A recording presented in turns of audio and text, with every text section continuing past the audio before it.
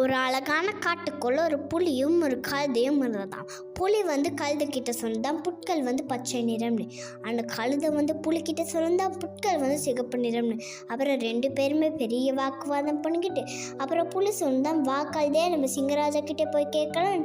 2 பேருமே சிங்கராஜா கிட்டே போய் கேட்டாங்களா, சிங்கராஜாவே நான் சொல்கிறேன் புட்கள் பச்சை நிறம்னு, ஆனால் இந்த கழுதை சொல்கிறது புட்கள் சிகப்பு நிறம்னு. நீங்களே சொல்லுங்கள் சிங்கராஜா, எது சரியான பதில்? சிங்கராஜா கொஞ்ச நேரம் யோசிச்சுட்டு சொன்னாராம், கழுதை சொன்னதுதான் சரி, புட்கள் சிகப்பு நிறம்னு சொன்னார். அப்போ கழுதைக்கு ரொம்பவும் சந்தோஷம் வந்துருச்சு. அப்போ அந்த புலிக்கு ஒரு தண்டனை கொடுத்துட்டாரு. அந்த காட்டை விட்டு 1 வருஷம் வெளியே போக சொன்னார். அப்போ அந்த புலிக்கு ரொம்பவும் கவலை வந்துருச்சு. அப்போ அந்த காட்டை விட்டு போகிறதுக்கு முதல்ல சிங்கராஜா கிட்டே சொன்னச்சா, சிங்கராஜாவே நான் சொன்னது தானே சரியான பதில், அப்பயே நீங்கள் அந்த கழுதைக்கு சரியான பதில்னு சொன்னீங்க.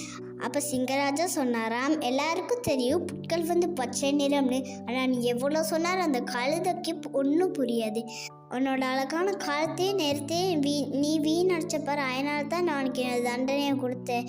இதே மாதிரி தான் ஃப்ரெண்ட்ஸ், எங்களோட அழகான நேரத்தை நம்ம சரியான முறையில் பயன்படுத்தணும் ஃப்ரெண்ட்ஸ். வேத வசனம் கூட இப்படியாக சொல்லப்பட்டிருக்கிறது, என் காலங்கள் உம்முடைய கரத்தில் இருக்கிறது என்பதாக. எனவே சரிய காலத்தை பிரயோஜனப்படுத்தி கொள்ளணும். Thank you friends.